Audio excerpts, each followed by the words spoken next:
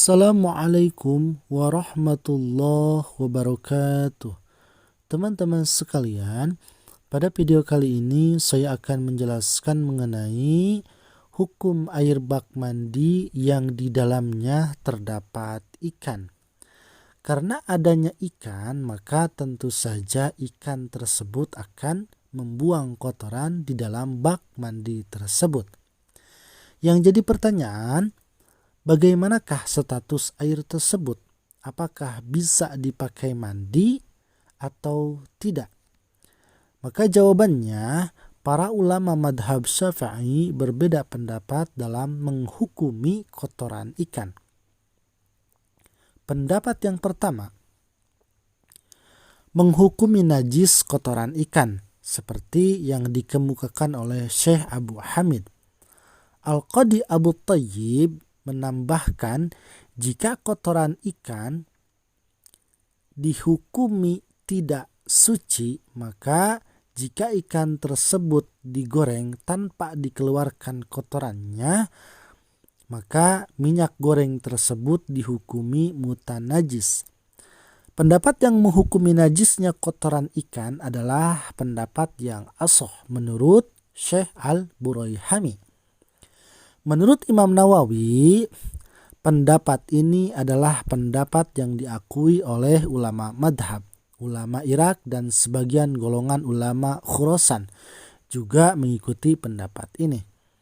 Sedangkan sebagian ulama Khurasan meriwayatkan satu pendapat yang lemah bahwa kotoran ikan dihukumi suci.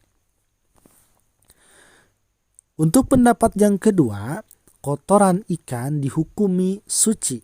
Salah satu alasannya ialah yang dikemukakan oleh pendukung pendapat ini adalah bahwa jika bangkainya dihukumi suci, maka kotorannya pun tentu dihukumi suci. Karena dalam bangkai pun tentu ada kotorannya. Imam Ibnu Hajar, Imam Ziyad, dan Imam Ar-Ramli, dan ulama-ulama yang lainnya juga sepakat akan ketetapan hukumnya bahwa kotoran yang terdapat pada ikan-ikan kecil dihukumi suci dan boleh dimakan. Oleh karena itu, benda-benda yang terkena kotoran tersebut seperti minyak goreng tidak najis bila terkena kotoran ikan tersebut. Bahkan menurut Imam Ar-Ramli, hukum ini juga berlaku bagi ikan yang besar.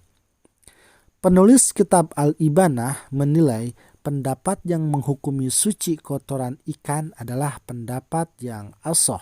Bahkan Imam Ar-Rasyidi menganggap bahwa pendapat yang menghukumi najis kotoran ikan adalah pendapat yang lemah dan mengklaim bahwa pendapat yang menghukumi suci kotoran ikan adalah pendapat yang mu'tamad.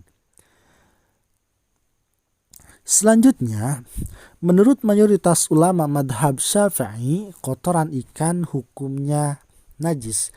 Imam Nawawi menyatakan bahwa ini adalah pendapat yang diakui dalam madhab Syafi'i.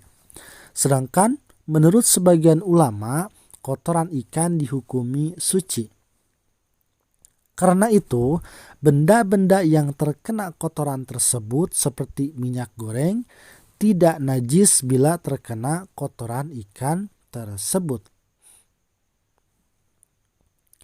Penulis kitab Al-Ibanah menilai pendapat yang menghukumi suci kotoran ikan adalah pendapat yang ashah.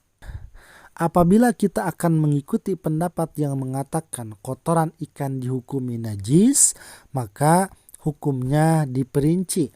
Pertama, apabila penempatan ikan ke dalam kolam atau akuarium tersebut karena ada hajat, seperti agar ikan tersebut memakan kotoran-kotoran yang ada di dalam kolam atau akuarium tersebut, maka hukum kotorannya dima'fu atau diampuni.